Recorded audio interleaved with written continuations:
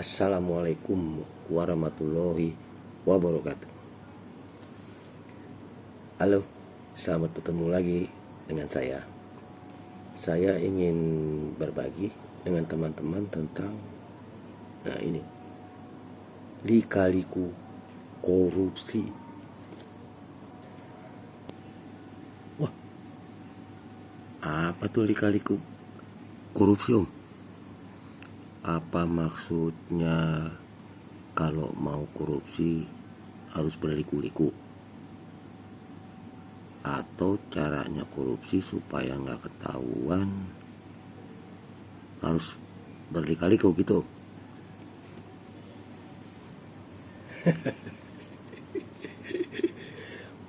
Bukan itu, friend, maksudnya. Aneh di sini cuma mau berbagi tentang kenapa sih orang senang dan suka korupsi. Terus kenapa sih bisa terjadi korupsi? Terus siapa aja yang bisa korupsi? Terus bisa nggak sih kita nggak ikut-ikutan korupsi? Terus apa saja sih perbuatan yang termasuk korupsi? Tuh. Wah, kalau itu mah udah banyak, Om. Banyak bukunya dan cerita-ceritanya dari para ahli. Iya, benar. Tapi yang aneh mau ceritain bukan yang udah ada di buku-buku atau aturan perundang-undangannya. Kalau itu pasti ente udah tahu dan pasti pintar-pintar. Orang seneng korupsi antara lain nih, kerjanya nggak capek tapi dapatnya bisa banyak.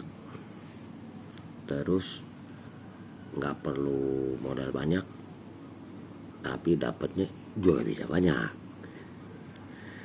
dan bisa dapat penghasilan sampingan tempat kerjanya yang utama, tapi nggak perlu buka perusahaan atau toko gitu. Maksudnya bisa dapat banyak apanya, Om?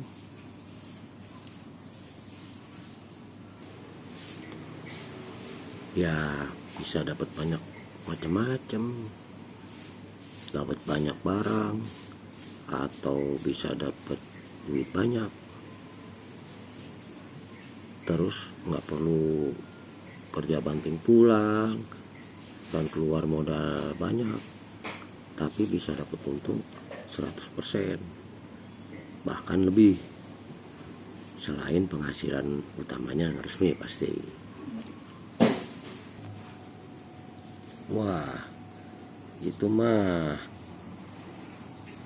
yang banyak dicari orang. Oh, makanya banyak orang seneng korupsi ya, Om. Dan terus katanya yang bisa korupsi cuman pejabat-pejabat penting yang di eksekutif, di legislatif atau di yudikatif. Apa itu aja yang bisa korupsi, Om? Ya enggak juga lah. Dari pegawai, karyawan atau karyawan yang jabatannya paling rendah sampai yang paling tinggi di semua instansi atau perusahaan tuh bisa korupsi. Nanti deh aneh kasih contoh dari korupsi yang kecil-kecilan sampai yang gede-gedean. Tapi contohnya nggak bisa aneh ceritain semua sekarang. Nanti aneh bagi ceritanya di pertemuan kita lainnya ya. Terus Om, kita bisa nggak nolak atau nggak mau ikut-ikutan korupsi lah? Kira-kira bisa nggak ya Om? Sebenarnya bisa-bisa aja nggak ikut-ikutan korupsi, tapi sih kebanyakan jadi ikut-ikutan atau jadi terpaksa ikut korupsi. Soalnya enak. Nah, ini aneh kasih salah satu contoh jenis korupsi ya, yang paling ringan dan kecil-kecilan dan sering disebut-sebut orang, namanya korupsi waktu. Nah, waduh, ada-ada aja. Memang waktu bisa jadi duit atau barang.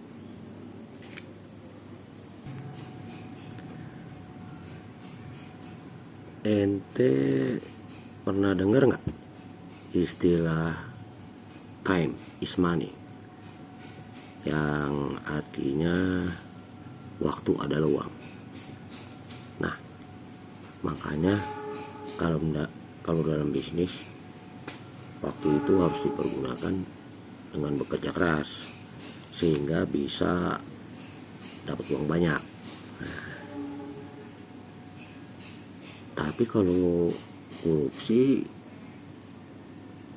waktu sebaliknya.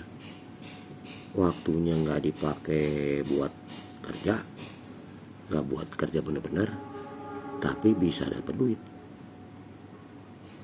Nah, biar jelas, aneh kasih contohnya. Misal di sebuah perusahaan atau instansi, kan biasanya ada peraturan jam masuk kerja. Misalnya jam masuk jam 8 dan pulang kerja jam 17. Dan semua pegawai atau karyawannya harus melakukan absensi saat datang dan saat pulang kerja. Kemudian di dalam aturan penggajiannya, pegawai atau karyawan di samping mendapat gaji pokok yang dibayarkan langsam atau dibayarkan penuh tanpa ada potongan, tapi juga diberikan tunjangan lainnya yang bisa aja namanya tunjangan kehadiran atau tunjangan uang makan atau mungkin tunjangan transport yang dibayarkan sesuai kehadiran kerjanya setiap hari, dengan ketentuan tunjangannya tidak dibayarkan atau dikenakan potongan sebanyak hari ketidakhadirannya dalam 1 bulan, serta dapat dikenakan potongan sebagian dari besarnya tunjangan yang harus diterima apabila dia terlambat datang atau pulang kerja lebih cepat dari yang telah ditetapkan. Misalnya ada ketentuan pemberian tunjangan kehadiran dalam 1 harinya ditetapkan sebesar Rp100.000, dan apabila terlambat masuk atau pulang lebih cepat akan dikenakan potongan per jamnya Rp10.000. Di beberapa perusahaan atau instansi biasanya kan sekarang sudah menggunakan mesin absensi yang sistem identifikasinya berupa NIK atau nomor induk karyawan dan identitas lainnya berupa sidik jari. Terus diaturannya untuk input sidik jari karyawan bisa menginput 2 sidik jari dengan pertimbangan mungkin apabila jari yang satu sedang sakit bisa dengan sidik jari lainnya. Dan setiap pegawai atau karyawan terlebih dulu harus melakukan input data NIK tadi dan sidik jarinya pada unit Human Resources Development yang tugasnya antara lain mengurus penggajian karyawan atau pegawai. Nah, pada saat melakukan inputting data, kalau karyawan atau pegawai tersebut sudah berniat akan melakukan korupsi waktu, maka sudah mulai itu bekerja sama dengan karyawan yang bertugas untuk melakukan input data tersebut, yaitu dengan cara antara lain: satu, pada saat input data sidik jari, karyawan pegawai tersebut menginput data sidik jarinya. Yang satu memakai sidik jari dirinya sendiri, dan untuk input sidik jari satunya memakai sidik jari dari temannya yang bertugas pada satu unit kerja dengannya. Hal ini dimaksud agar apabila yang bersangkutan terlambat masuk kerja atau pulang lebih cepat atau tidak masuk kerja, bisa menitip temannya untuk melakukan absensi, dan sebaliknya temannya juga begitu. Dan misalnya ada karyawan pegawai, ini sekarang saya kasih contoh aja langsung ya. Misal ada karyawan atau pegawai yang dalam 1 bulan tidak masuk kerja 3 hari. Terus tunjangannya kan harusnya yang tidak masuk kerja 3 hari kali 100.000 itu kan dipotong. Dan dia juga dalam 1 bulan itu terlambat datang atau pulang kerja lebih awal, totalnya 50 jam. Dan tunjangannya juga seharusnya dipotong 50 jam dikali 10.000. Nah, sebenarnya kan udah kebayang korupsi waktunya nanti bagaimana. Tapi biar lebih jelas, aneh kasih hitung-hitungannya kira-kira begini.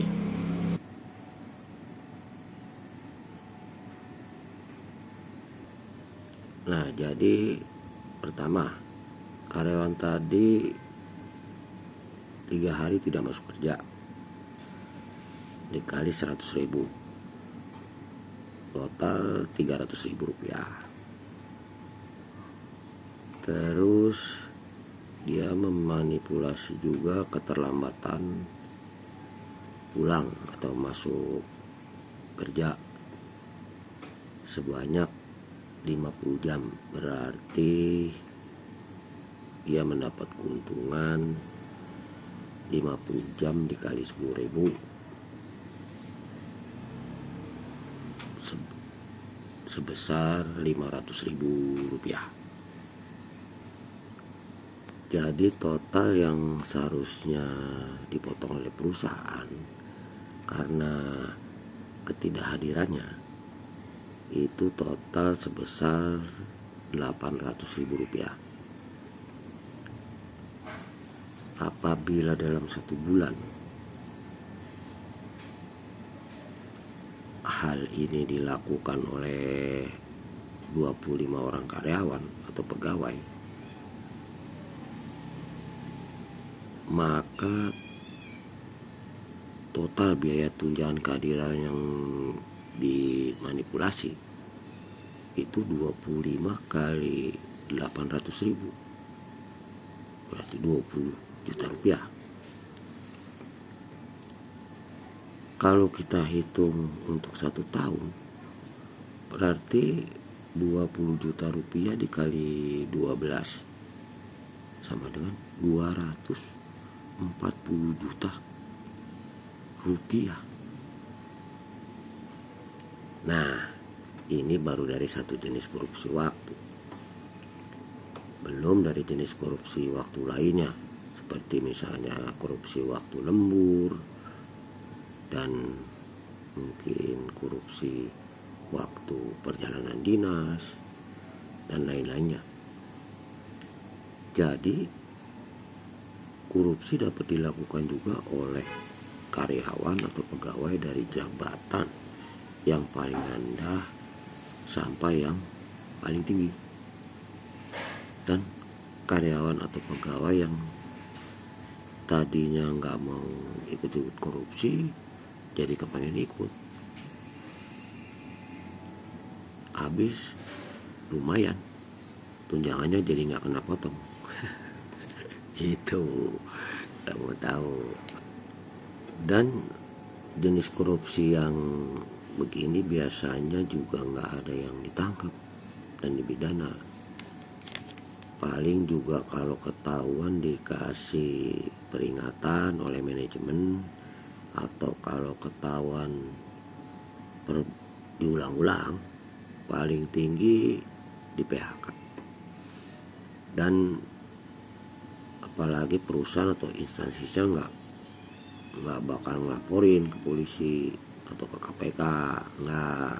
Karena korupsi yang model begini bisa terjadi karena memang kelemahan pengelolaan manajemen dari perusahaan atau instansi itu sendiri.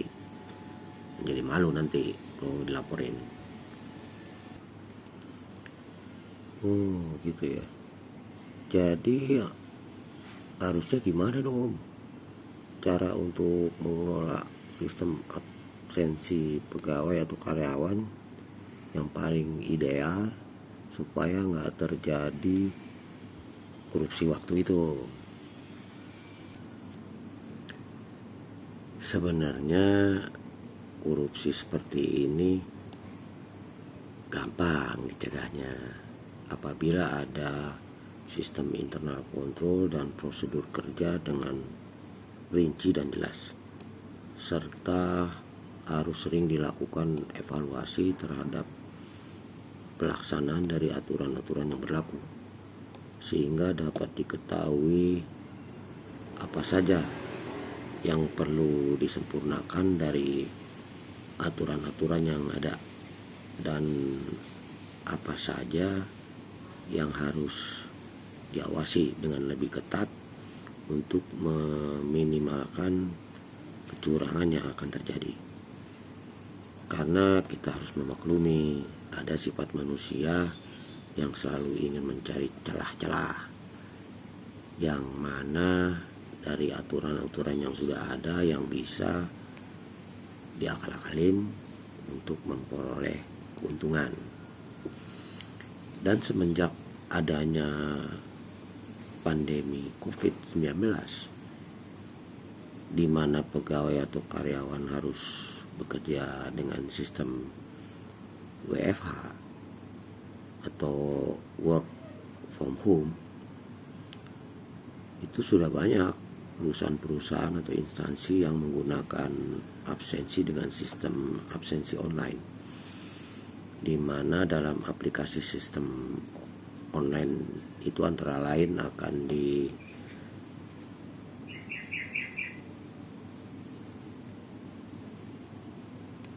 tetapkan posisi atau lokasi karyawan pegawai tersebut harus absensi pada saat harus WFH di rumah atau pada saat bekerja di kantor. Jadi di aplikasi itu memang memakai sistem teknologi GPS dan juga sistem identifikasi lainnya seperti identifikasi dari wajah serta hal-hal lain yang lebih akurat yang kemungkinannya agak sulit untuk bisa dimanipulasi. Kalau ente mau tahu lebih detail lagi bagaimana cara yang paling efektif dan efisien dalam mengelola sumber daya manusia, nanti Ane ceritain di fokus yang lain, yaitu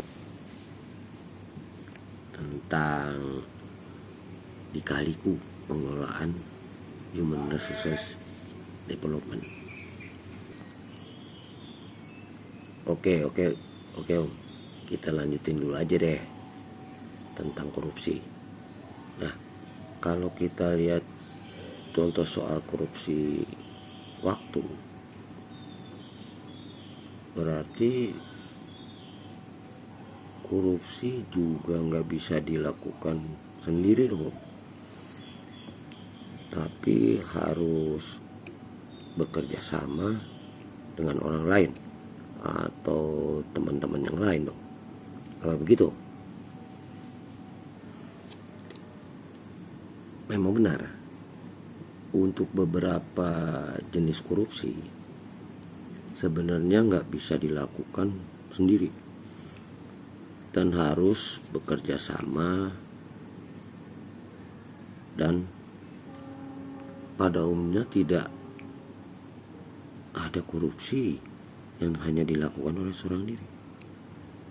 Tapi banyak juga jenis-jenis korupsi yang bisa dilakukan sendiri, sehingga teman-teman yang lain nggak tahu dan nggak kebagian juga. Kalau mau lebih banyak tentang mengetahui tentang Lika-Liku korupsi, nanti Ane ceritain di pertemuan berikutnya. Tapi sekarang sampai di sini dulu ya, friend, cerita Ane. Dan kalau teman-teman ngerasa ada manfaatnya walaupun sedikit, jangan lupa subscribe, friend. Dan terima kasih atas kunjungannya. Wabillahi taufiq wal hidayah. Wassalamualaikum warahmatullahi wabarakatuh.